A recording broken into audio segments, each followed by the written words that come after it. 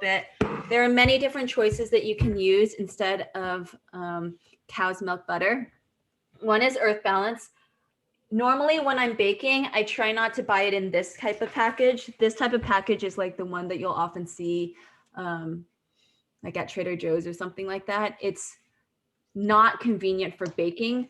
Whereas if you get it in stick form, I used up some of the stick. It's just a lot easier to measure and that you don't have to actually measure it. Another brand that's very local to those of you in like the Sonoma area is Miyoko's Creamery. She lives out in Nicasio. She makes her own butter and it's now becoming very widely available. And as a plus, it doesn't contain palm oil. So that's another option for you. And it does come in basically like one big block as opposed to, again, this, which is really meant to be more for like if you're buttering toast or something like that. Okay, so next what I'm going to do is I'm going to take my butter and I'm going to roll up my sleeves here. Typically, I might use a KitchenAid mixer, but I figure that's very loud and then you don't need to do that. You can just watch me, and plus I'm not actually feeding this to you. It'll just be for me and Steve. So I'm going to cream together my butter and my sugars along with the vanilla. And this is the part that can get a little bit messy. You can see it's gradually coming together. I purposefully made sure that my butter had sat out from the fridge for, it's probably been half an hour now, just to make it a lot easier for me as I'm mixing all of this together. Hard butter is much more difficult. All right, so there we go. That actually came together very nicely. So that's the consistency that you're aiming for. It's okay if you have like a few chunks of butter left in there, like it will absolutely melt in the oven, but your goal is to get out as much as possible. Okay. Next, I'm going to add in my egg replacer. You can see how thick it is, which is really nice. And I'm just gonna mix all that around in here.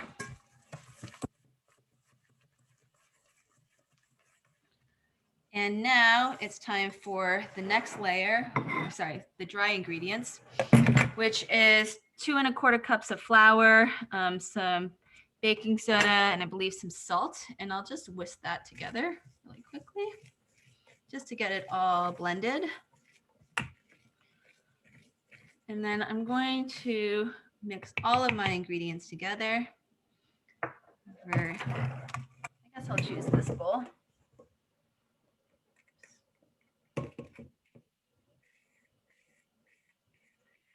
And I'm next going to be thinking about, the chocolate chips. So many people think that, you know, if you're following a plant-based diet that you can't eat chocolate chips because they think that it always contains dairy milk.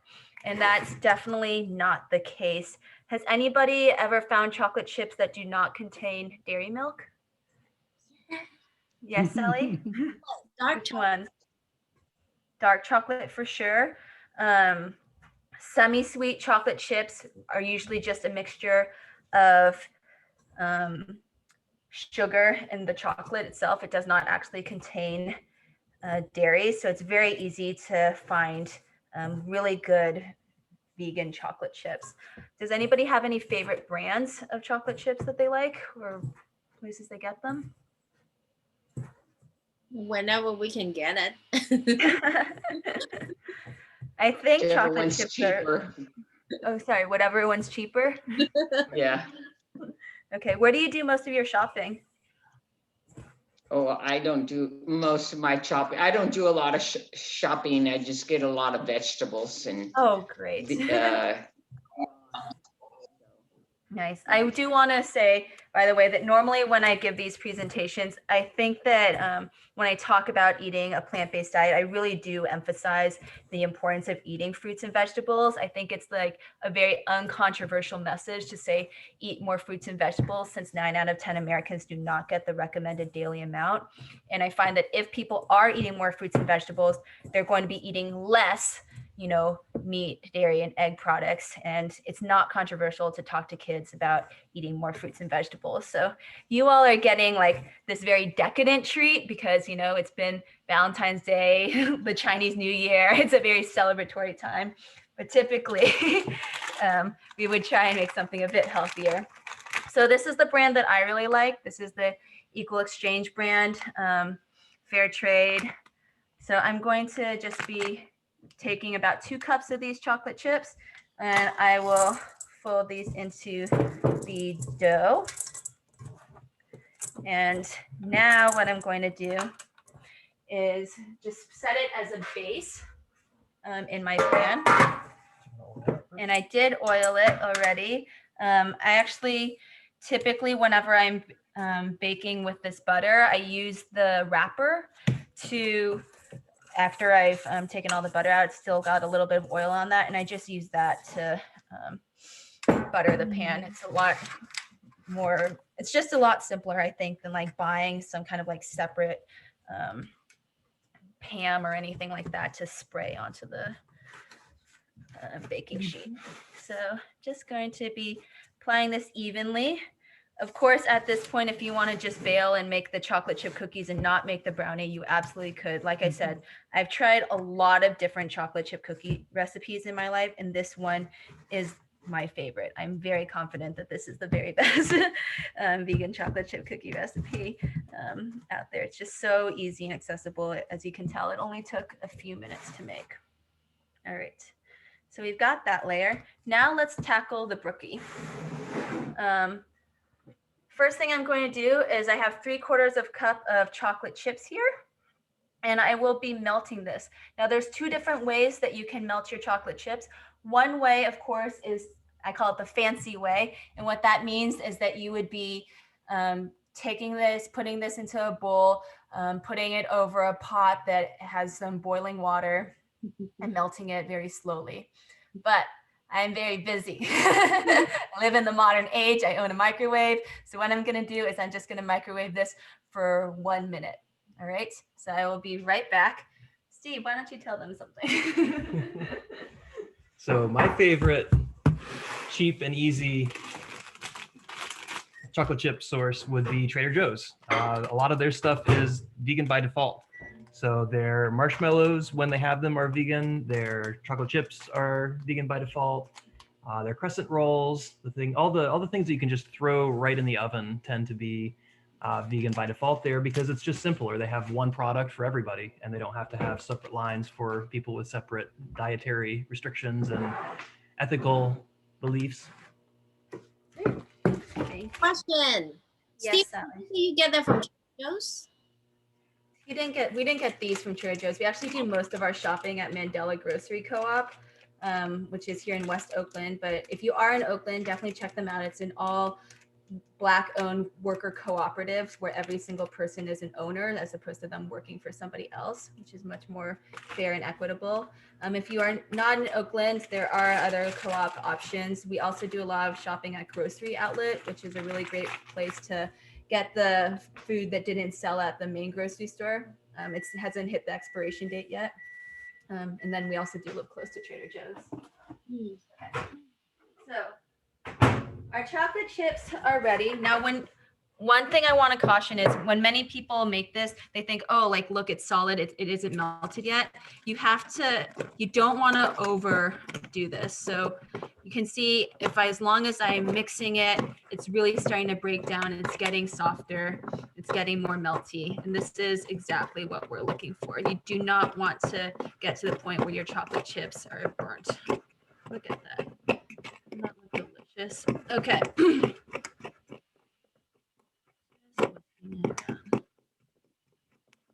I can keep doing that while we get the clock up. Okay. Over here in another bowl, if you're following along with the recipe, I have 1.5 tablespoons of cocoa powder. We've got our white sugar, we've got some baking powder, and then we have our flour. So I'll be whisking that as well, combining all those different ingredients. And for my wet ingredients, we have a couple of options in terms of milk. This requires 3/4 cup of milk. And at our home, we have been making our own soy milk. So I will show you what that looks like. Actually, does anybody here make their own soy milk or any type of milk at home? Because it is actually pretty easy.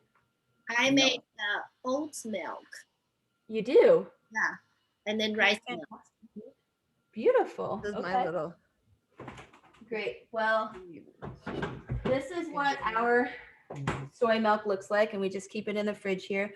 We are trying to always soak beans. You might have heard of like Isa Chandra Moskowitz saying, always be soaking, ABS.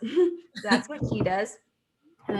Very simple to make soy milk. These are what the soybeans look like. I'm surprised always like how many people do not know what soybeans look like when it's like, you know, one of the most common crops in the world at this point. So soybeans, I could tell you more about soybeans. That could be another presentation. You probably have seen a lot of different brands of milk alternatives out there. The one that I think is getting the most attention right now is Oatly. Has anybody ever had Oatly oat milk before? Okay, Sally, anybody else? Okay. Man, I've lost so much weight. I think that this one is definitely the most popular at the moment. I It is know. very Well, widely it was cancer accessible. diet. They have a very big marketing campaign right now. They were even featured at the Super Bowl as one of the commercials.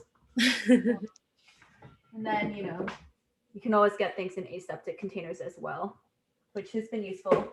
Earthquakes, always stock up. All right, so here I have combined 3/4 of, yes, Sally? What's your ratio when you make your soy milk? Like water to your soaked beans. Yeah, go ahead, Steve. So we soak the beans in as much water as they want, put them under a few inches, soak them overnight. And then we have a soy milk machine that we throw it into, and that has a heating element and the blender element combined in one. And it just has some lines on it. I don't know the exact amounts. I know it's 2/3 of a cup of soybeans soaked dry. And then so they're more than that once they're soaked. And then I think it's about a liter and a half of water. But SoyJoy is the company that makes that soy milk maker, and they have recipes on their website. You can add a little bit more if you want it to be thicker, a little bit less if you want it to be more like skim milk. So it's really up to you as to what you prefer. Oh, great. Thank you, Steve. Yeah, we can show you our machine in a little bit. And I'm impressed that someone was making oat milk. That's one that I haven't quite figured out how to make that the way I want it. It always comes out a little bit too gummy when I make oat milk. Well, I like it gummy. Oh, okay. Well, perfect then. Yeah, if you're going for more of a whole milk feel, that gets you there by default. But yeah, soy milk and rice milk and all those are pretty easy to make. Great. These you do not want to waste, like this very good chocolate chip stuff. So I'm going to use my little tool here. All right, so now if it's, yeah, I think we got it good. In this bowl, we'll continue to mix it. And this is going to, again, be the top layer of our brookie.